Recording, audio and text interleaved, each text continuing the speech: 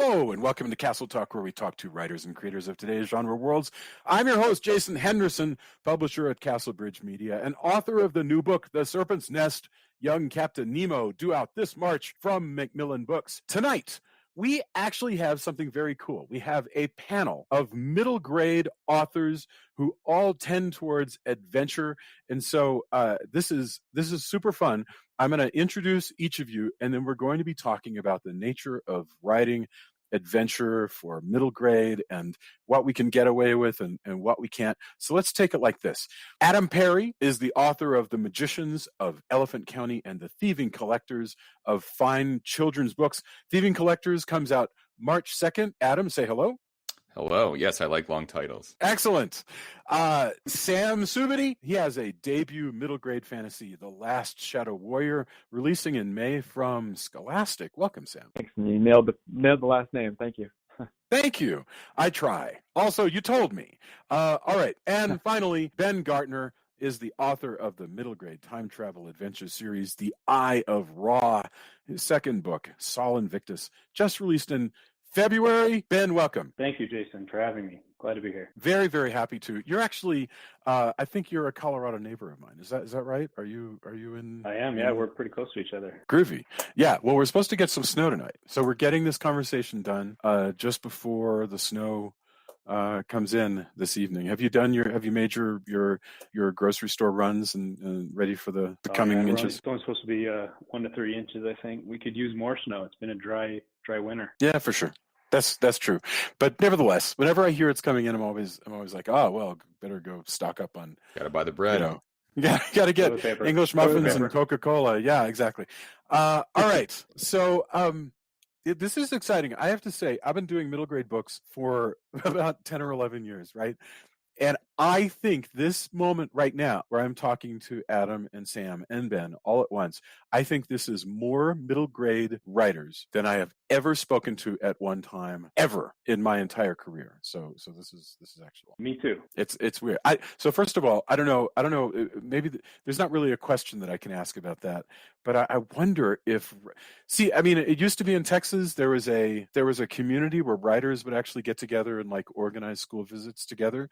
But do you guys find that there's a community you can jump on, or are we kind of out here in the wilderness alone? For me personally, I just contact schools directly, and I go in. I have a lot of like friends that became teachers. I went to like a small private school that seemed to just crank out teachers and people that worked at schools. So I have a lot of connections there.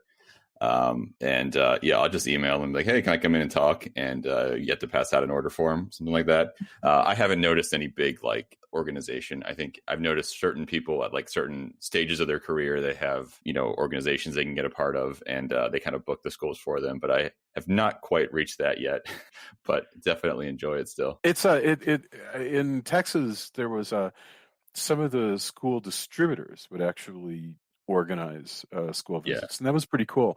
The school visits were awesome, and I really enjoyed that. But I think one thing that I just really enjoyed was getting to meet other writers and compare notes and find out what they were up to. With all the the COVID mess, I mean, one of the silver linings of all the COVID mess is that I've been able to attend virtually a lot of conferences and things that I probably wouldn't have otherwise. Right. Yeah. Well, and the truth is, it's hard to know where that stuff is. I mean, I think that's the difficult thing is you're a kid and you're thinking, hey, I think I'd like to write novels someday. And what you don't envision is, also I'm going to need to figure out how to research like what organizations are having biannual meetings that I can find out where they that has anything to do with figuring out how to write a book. It's a weird skill to get into. I've yet to attend any conference. I'm ashamed to say. I just even virtual. Well, we got to drag you to a conference. Yeah, nothing. I don't know. I mean, I probably would have for this book. Yeah, just I'm not a conference guy. I don't know. I mean, any of you guys part of the SCBWI? That's the kind of big children's organization. Yeah. They have an awesome conference, 2 a year. It's definitely worth going. Whenever they have them again, that is. I'm hoping this August they'll have it again. But just the chance to network with, over 1,000 other middle grade and children's authors at the same time. It's just wow. Great. Okay, well, now that I know you guys, let's just start making a habit of sharing opportunities to go listen to panels and maybe join panels and do whatever with one another. I promise I will do that if you will throw me like whatever you have in here. But I want to get to the topic at hand. So this topic was how we have navigated writing adventure and especially, content. Like content rules for violence and so forth in middle grade adventure. And it's a particular issue because we all write adventure, and so that's going to come up. Whereas if you were writing, relationship books, it might be less of a problem. So who wants to start? I mean, Ben, I think this might have been something that first came up in your mind as something cool to talk about. So did you have any thoughts about that? Well, yeah, I think my first book, I was I think a little bit more tepid than I was in my second book.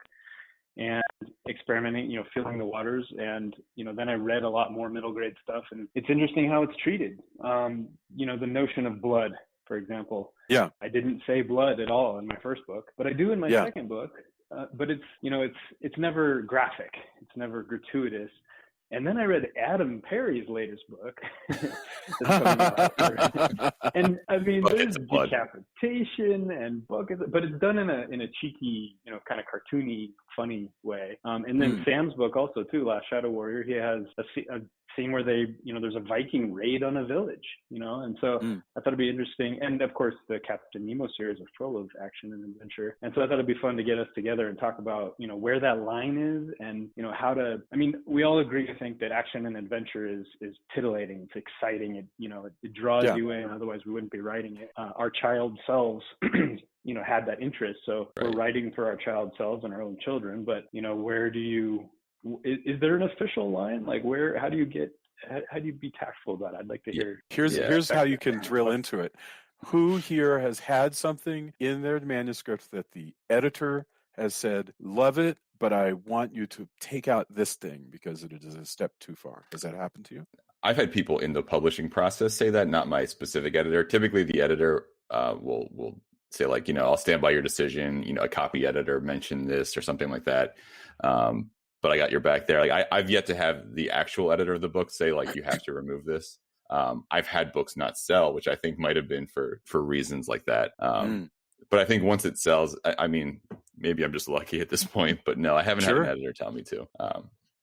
Well, I mean, tell is a strong word. Like what I can imagine is somebody, my Alex Van Helsing series, which is all series of adventures about a spy hunting vampires, right? So there's blood, there's kind of blood all around. They had zero problem with, I found a body, it's got blood on its neck and it's kind of black in the moonlight and blah, blah, blah, blah. What they didn't like was a person tied to the wall and a tube in their neck and it's pumping blood out of them. That was like, can we not have that? That's a little too much for our middle grade audience. So a bloody wound, okay. Person kind of being drained while they're alive. Yes. was too much. So to Ben's question, there's the line. We found the line. Yeah, that was one. But you know what else? Let me tell you. That plot, the supervillain Byron was Lord Byron, just still alive and doing supervillain stuff. He was interested in bringing his long lost love back to life through lots of magical mumbo jumbo, and involving sacrifices and yada yada. And it was revealed that his long lost love was his half sister who he was in love with. And they were like, "We're fine with all of this. However, it cannot be his half sister because even the bad guy cannot have an incest plot." And so that seems pretty clear to me. Seems like a good decision. It's not clear to me. I was like, this is Lord Byron you're talking about. He really was in love with his half sister, and they were like, "Yeah, we don't care." Okay. yeah, it's 2021. Come on, right? Well, I don't know what too that I think it's like. I think the line, or it's kind of like the Percy Jackson series. Obviously, is very popular, but it's always the magical. You slash a monster and he disappears into dust, right? And even with Adam's book or the Van Helsing, there's the magical, like you said, the fantastical. So I think it's kind of more, it's easier to deal with in fantasy, and whereas like Sam's book is fantasy too, but the Viking scene is realistic, or my books are basically historical fiction. I mean, they go back to the time of ancient Egypt, they go back to the time of ancient Rome, and in ancient Rome, they're in a gladiator arena. So I was really grappling with, I want this to be realistic and exciting, but I also need to not have people get their arms cut off, because you can't have blood spraying everywhere. How interesting. Could you have it but not describe it? I mean, like, I know that sounds, but like, could you say, I don't know. I'm trying to figure out what a fade out is in a novel. Yeah, you should read Soul Invictus. One of the ways that I tried to dance around it is replace violence with tension. So instead of just, a sword fight and there's hacking, like there's animals, they're venators, they're hunters, they fight animals, which is also a little bit more forgiving as opposed to fighting humans. And so there's a scene, for example, where a hyena is on top of, my 10-year-old John and snapping his jaws, and there's drool dripping, and it's a very tense scene. Yeah. And then he drags his spear across the ribs of the hyena, but I don't say, blood squirts out from the wound. Sure. Like that, Yeah. It's interesting. Like the only pushback I've ever gotten really on violence has been when there's any kind of violence towards animals. As Ben mentioned in my new book, The Thieving Collectors, out March 2nd, there's decapitation, there's someone impaled through the stomach in multiple places, there's someone falling from a great height and exploding into a bunch of pieces. But it's very clear from the get-go that this is kind of a video game. And there's regeneration, like they're not actually dead. No one's actually at real physical stakes. There are real stakes, and it's not someone's going to die in the real world. So I feel like that's kind of a cheat where I was allowed to kind of get violent in the same way a video game would. Just kind of going back to our conversation on school visits. Every school I go to, I'm talking to like third graders, fourth graders, and they're all talking about Fortnite. Well, at least they were last year and 2 years ago. Who knows what they're talking about in 2021? But I mean, they're all playing games. They've seen Call of Duty. They're familiar with a character dying in a game but not really being dead. So I think that's okay. And another thing is really the intention of the person doing the violence. The first book that I went out wide with an agent had a character, an adult character, who did terrible things to children, not in like an awful way, but he was the villain. Sure. And I think that one of the reasons that book didn't sell was it might have crossed the line of, it's not actually violent in a bloody sense, but violent enough in a sense where it doesn't feel right. Too dark. And I think that line, and that's why I think like violence against certain things where the intention is just kind of built into their character that they're a violent monster or something. I think that's very different than an adult being nefarious and trying to hurt a kid, if that makes sense. Well, yeah, I mean, especially with our kids a little bit. It's like we need to shield our kids a little bit. Not be dishonest, but just they don't need to know about that stuff yet. They don't need to know about the dark side of humanity quite yet, Well, also we've got adult books if they want to read it. If you're a 12-year-old and you really want to read Stephen King, that's between you and your parents, right? Yeah, that was me. Yep. Sure, it's a lot of us, too, but it can be very nice to or to fade out, to have the equivalent of an old movie where you fade out before stuff gets too dark. But that does make total sense. Do you guys feel like, I mean, my feeling when I'm writing in middle grade is that I write a book the exact way that I would write the book for adults, and then I pare it back what's not appropriate. I take out you don't have any adult situations, so called. You don't have any language. You don't have the hardcore violence that you might leave in if you were doing an adult book. But otherwise, I don't change how I write. Yeah, I agree with that. I mean, I've never actually written an adult book, so I can't really compare that. Like, this is how I write an adult book versus a middle grade book. But I mean, I think that I'm always kind of cognizant of, is this good for a 10-year-old? Because the middle grade is 8 to 12. It's not like necessarily going to be a 12-year-old. It might be an 8-year-old. Right. It's a good point. So I try to be kind of respectful there, but I don't want to also be like too saccharine with everything. I do like lots of adventure. I do like I do like to surprise people, and sometimes violence can be used as a surprise element. So I definitely the place where I personally get uncomfortable, and so therefore they're my books, so I don't have to do it, right?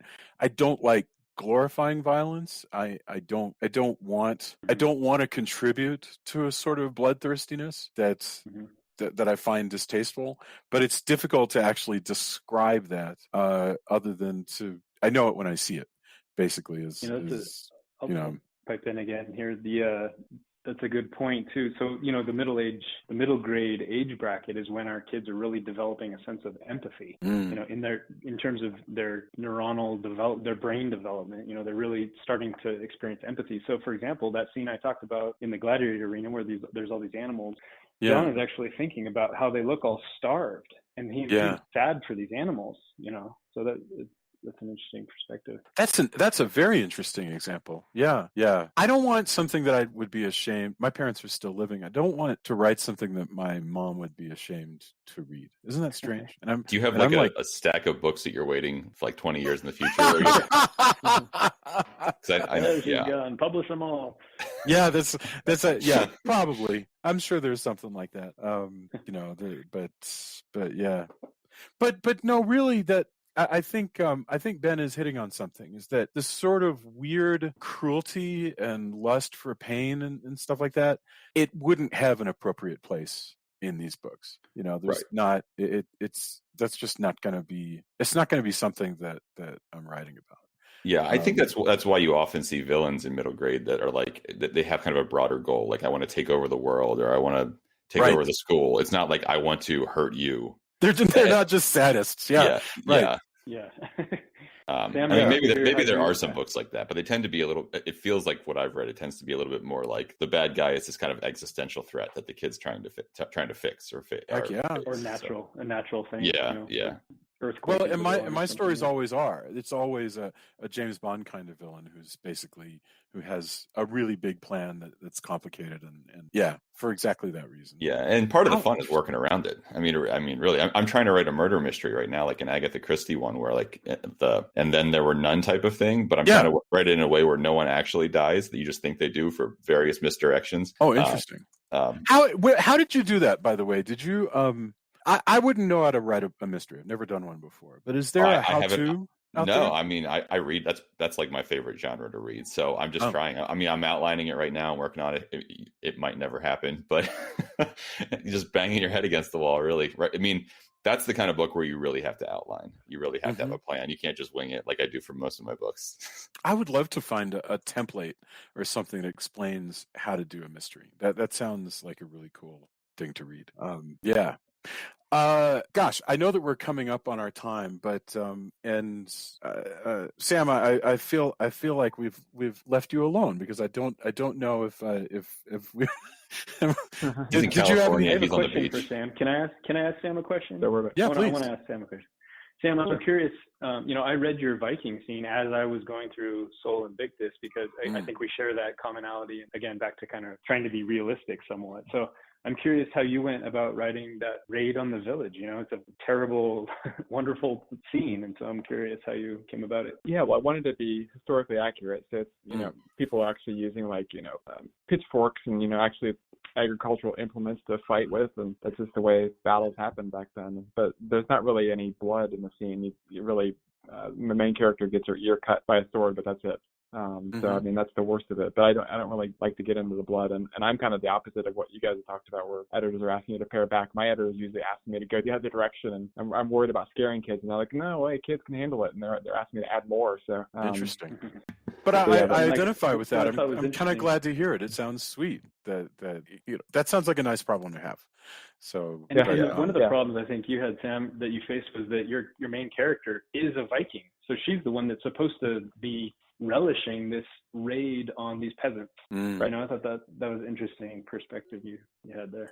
And I did do a fade out because there was in the simulation that she's in, right before the simulation cuts out, right before she gets this hot tar poured on top of her. So kind of what you guys were talking about, the fade out right before the kind of violence happens, I guess is what I did there. Well, your imagination can be way worse, so that's great. Absolutely. Well, and I keep thinking about how I published a book like with Bain, Simon & Schuster, a long time ago, over 20 years ago. And then I did a new version of it a couple years ago. A different publisher, we released it. And and this is not a middle grade book, but I went in and I pared back some of the Viking violence because I was like, this is too harsh. I was like, the funny thing was I was more callous as a 20-year-old or whatever I was than as a 40-year-old. I was like, I can't deal with this anymore. You know, and just grisly, like rib breaking kind of crap that I was like, I can't. I just don't want it in my. I want to pull back from that. That's definitely true for me too. Having kids. Yeah, it changes, doesn't it? More aware of that type of violence. Yeah. Yeah. I've often thought that when you're a teenager and you're reading like a bunch of kids are getting like chopped up or whatever, you put yourself in their shoes, and it's kind of exhilarating because you're kind of getting away with death, and then you get up at the end of the movie and you walk out, and so it's exhilarating. But if you're an adult, those teenagers don't look like yourself; they look like your own kids, and so there's nothing really exhilarating about it. Or it's tough. It's tougher anyway. Yeah. I mean, I still like movies like that. So, but not from kids. Sure. Well, I've come around now. My kids are old enough now that I don't. I'm back to enjoying. You know, I can watch a Friday the 13th movie and it's a lot of fun. But there was a good 10 years there where it just wasn't amusing. So yeah, it's funny. All right. That does bring us up to the end of our time. But Ben Subity, Adam Perry, and Ben Gartner. Once again, the books that are coming out. Adam's new book is The Thieving Collectors, I'm sorry, it's The Thieving Collectors of Fine Children's Books. Of fine children's books, yes. That's a heck of a title. Yes, and you know what? They're in the fine children's books they collect. They are very anti-violence. That's part of I should have mentioned that. That's part of the joke on that. All to the finer. The Thieving Collectors of Fine Children's Books that comes out March 2nd. Sam Subity, The Last Shadow Warrior, releases in May from Scholastic. And Ben's new book is Saul Invictus, and it just came out, and that's the second in the Eye of Ra series. My next book is The Serpent's Nest, Young Captain Nemo, and that comes out, I guess, in about a month, in March. I'm so thankful that you guys would take the time to talk. This was a lot of fun, and it's given me a lot to think about. Thank you very, very much. Thank you, Jason. Thanks everybody. Yeah, good time. Yeah, thank you. Adios. Good night, guys. Bye.